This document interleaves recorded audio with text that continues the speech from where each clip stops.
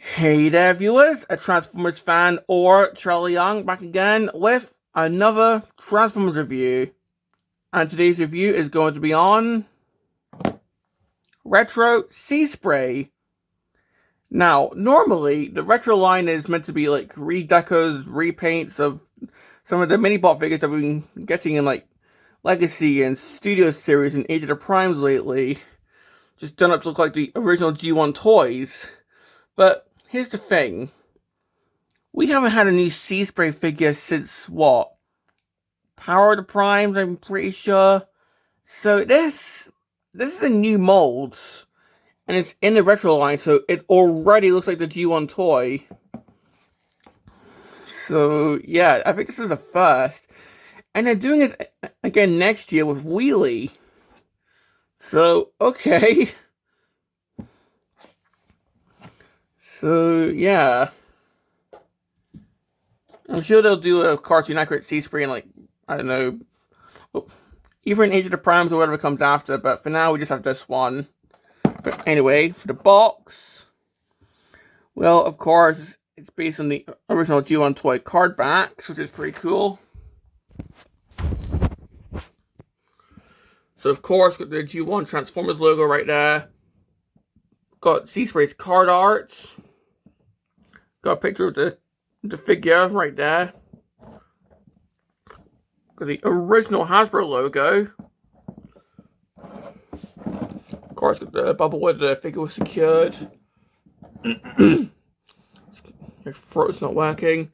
Of course, got the back of the box mural. This is the 85 one because we got like Grimlock, Road Rage, got freaking Jetfire, Venom, Shockwave. So yeah, and of course the text spec. If you want to pause and read that, and there you go. So yeah, that's pretty much it for the box. And moving on to the figure.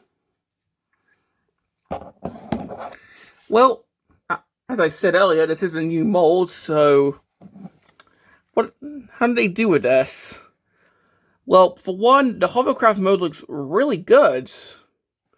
Like, of course, it's decorated after the toys, so it's a lighter blue. Camera makes it look darker, but in person, it's a lighter blue. But we can see the details here. We do still have the siege ports, even at going into 2026, we still have the siege ports. So I'm kind of glad that these are still a main thing in Transformers, because these are, you can just plug in any gun you want. So that's really cool. But anyway, so yeah, we've got the ports here if you want to plug in guns. Of course, we've got the little, I guess, windows. I'm pretty sure the cabin bit is right here. I might be wrong. I don't know. This could be like an engine bay. I have no idea. But we do have an Autobot symbol right there on the top.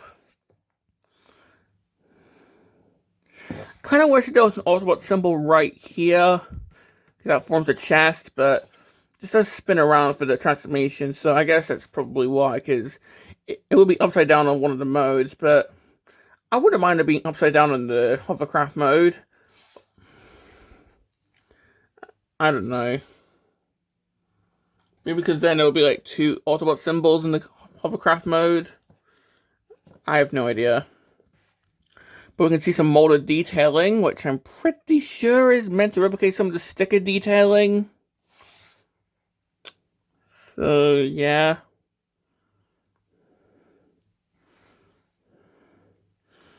Do have some details right here. That's going to be the legs. And of course, we've got the propellers. And these do actually spin really well. There we go.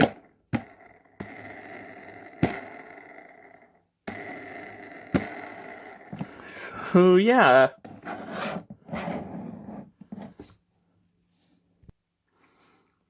And finally, the underneath, which is pretty clean, all things considered. We do have this bit right here, which is going to be a little panel in robot mode, but yeah, the only thing is we can see the legs kind of crumpled up in the hands, but Yeah, that's a pretty clean underside. There's no wheels, so you can't really like roll it along pretending he's like on water, but still, this is pretty good. Now, for accessories, he just comes with this little gun, which, I mean, hey, it's more than the G1 toy came with. I'm sure this is intended for like a future release, maybe like an Age of the Primes or whatever comes afterwards. And can this take blast effects? Yes, it can. And we can see that, well, you can sort of, no you can't, because, yeah, there's a little magazine right there, I guess, in a way. So, the intended way is, you can see this little bit right there. Kind of looks like those little blast bumps from Siege. But the intended use is to plug the gun into the side there. There you go. And it doesn't get in the way of the propeller. So yeah. So that way he can shoot, well, I don't know. He's at, like, sea, I don't know. I mean, there's not really that many seafaring Decepticons in G1. I know there's Tidal Wave, but he was Armada. I'm talking about G1.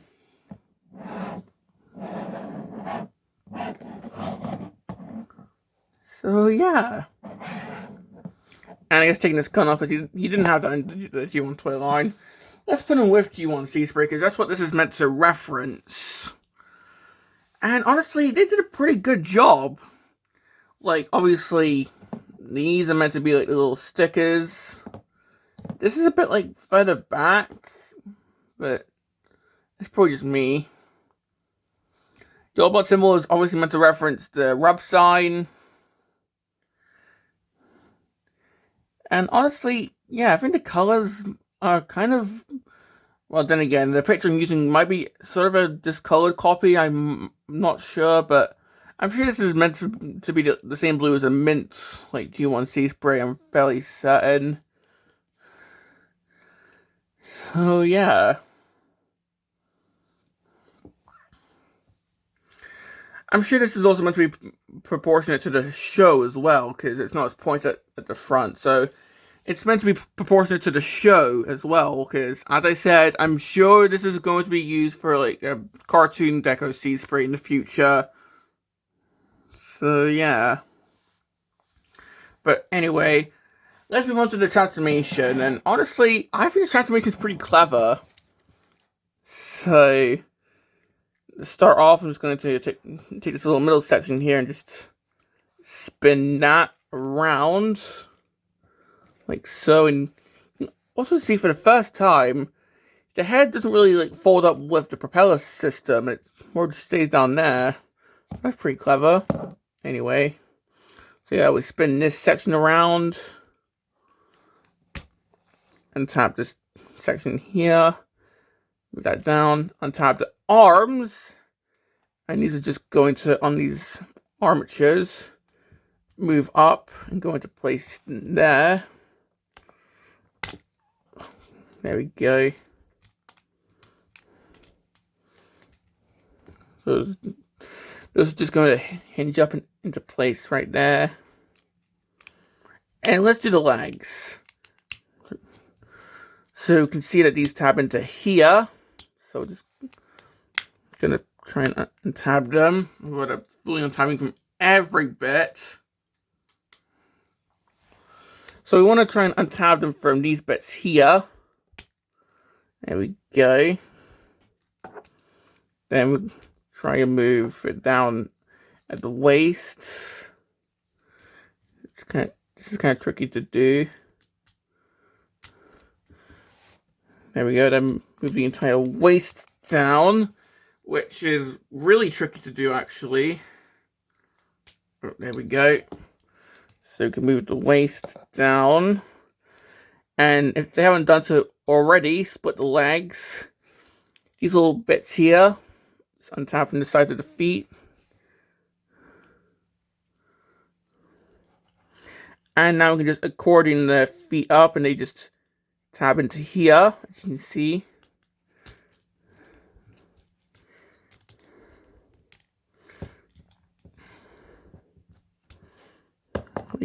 There we go. And the feet kind of fold up in sort of a complex way. So what we do, take this middle section here, fold that up, fold up this section as well.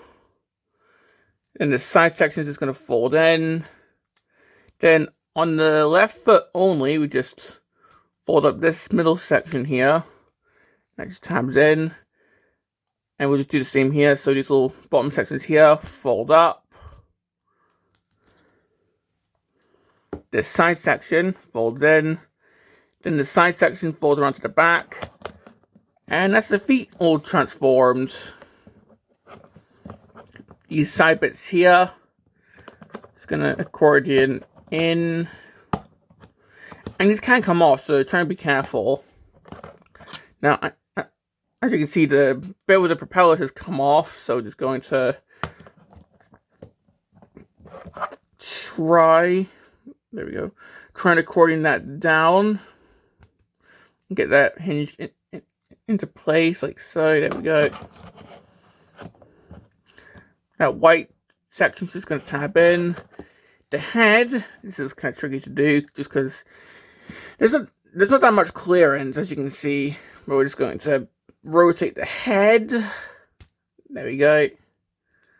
And you can see that this is the toy head, you can see with the black visor. And finally, rotate the forearms. So we've got the elbows.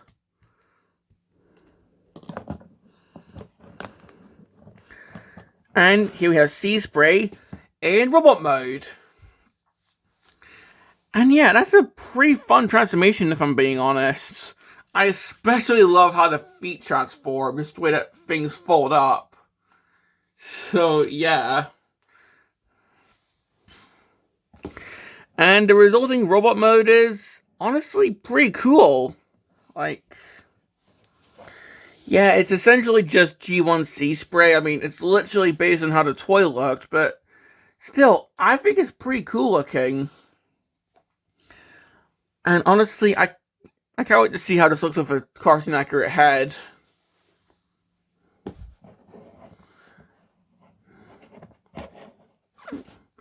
You can see that, yeah, there's not that many hollow bits, because I actually do have this to kind of cover that bit, which is pretty nice. And we can just see how the feet fold up, which is pretty clever. And we still get the ports in the bottom of the feet if you, I don't know, want to give him a weaponizer or something. Like if you want to combine him with like a fossilizer or one of the rock dudes or a junkyard or something. It's like, even though he's part of that like retro subline, he still has all the ports as if he's like an Age of the Primes figure. Makes me wonder if they were originally going to put this guy in Age of the Primes, but decided, you know what, let's put this guy as an exclusive first. You know, like fear of missing out and all that. Like, I don't know, I'm just speculating, but who knows. But anyway, we can give him the gun, and seeing how it was on, like, the left side here, I'm pretty sure. Yeah, this is... You can still keep it as, like, a shoulder gun. But we'll give it to his left... Yeah, we'll make it so he's left-handed for this. Why not? So he can still hold it. So we can shoot Decepticons at the sea, I guess. There you go. And that can still take blast effects. Come on.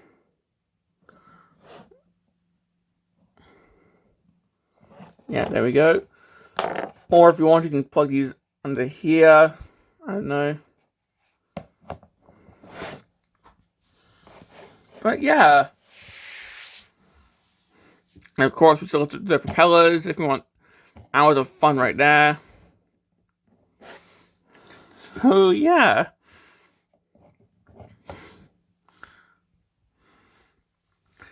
And I guess, why not let's compare him with a G1 figure.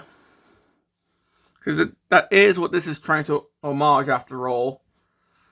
And we can see that, honestly, I think they did a pretty good job. Like, yeah, I'm pretty sure the proportions are still cartoon themed, but the head is very clearly the original toy with the black visor and all that jazz. We got the little circular things right there. Like, I'm pretty sure he had this in the show. I'm not sure. The show models often omit a lot of the toy details, you know, but of course, we got these little side bits, which were stickers on the original toy. So, yeah.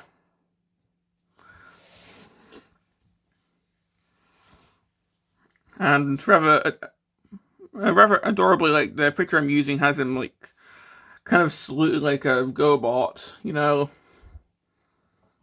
So, yeah.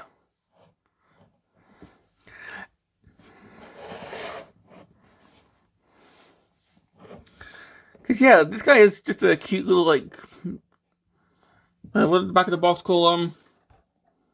Yeah, naval defense. He's just a cute little naval defense specialist. Though, let's be honest, he just looks like a kid in swimming gear, to be honest. Just keep in mind, back in, like, what, Revenge of the Fallen, they just outright mean and badass looking. I should probably get that toy someday.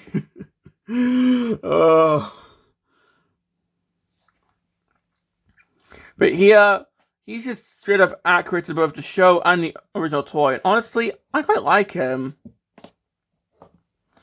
I mean, he's not my favorite mini-bot. I think Beachcomber might be my favorite, but still. And well, for this guy's articulation, the head, which, honestly, I wish it was easier to move the head. It's kind of tight. I mean, it's kind of proving me wrong here, but keep in mind, you do have to turn the head fully 180 for the transformation, and that can be kind of tricky. That's one complaint I've got. But anyway, arms can, of course, fully move. You can T-pose. Do have bicep rotation. You can even see the joint where it rotates. But we do have a bicep rotation. We've got more than 90 degrees there at the elbow. It's always nice when it's more than 90 degrees. Hand can kind of slightly move down. Like, it's very slight, but he can move his fist down slightly.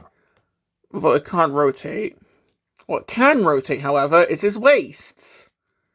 So you do have a waist rotation. He can kick forward, he can kick backwards. He can do the splits. Ankle pivot isn't really all too impressive, unfortunately. Although he does have 90 degrees there at the knee. Or a swivel there. And if you want, you can sort of untap the feet, maybe. Come on. Oh, no, it's because these are in the way, so... But maybe sort of untap one of the feet for like a walking thing, I don't know. But yeah, that's pretty much it for the articulation, and I think that's pretty much it for what I've got to say about this guy. Like, honestly, I do think he looks cool. I know some people don't really like this guy, and that's fair, like, you're entitled to your own opinions. Like, me personally, well, like, I just think that this guy's, like, fine, like, yeah, as I said, he's not my favorite mini-bot. I think that probably goes to either Beachcomber or maybe Power Glide, I'm not sure. But, yeah. But the figure itself, honestly, I quite like it. But, yeah, for complaints, well, a small one would have to be something that thankfully didn't happen in this video, but I'll just demonstrate it here. These can come off kind of easily. Like, it's not doing it here, but if you, like, move it forward, yeah, you can see it here. These can come off, and it can be kind of a pain to put these back on. I say as I got it back on immediately, but still, it can be kind of tricky to get these back on after they come off, so be wary of that. But I think my main complaint would have to be the head. Like, you can move it, but trying to turn it fully 180 degrees can be kind of fiddly for the transformation, just because of this housing. So, yeah, like, you can see me struggling right now to do it. It's more when you're trying to turn it around for robot mode. It's kind of tricky to do. And I'm pretty sure this head's painted. Yeah, you can see like a little paint scratching right there, so it's hard to do it and not scratch the paint, so try and be careful. But yeah, those are my main complaints. So, do I recommend this figure? Honestly, yeah, this is a really fun figure. Like, even with like the awkward head transformation, I still think that this is a really fun figure. I mean, I've got no idea why it's in the freaking retro line before like the main line, but I don't know. You do you, Hasbro. At least we got a new Seaspray now. So I'm just trying to think of what.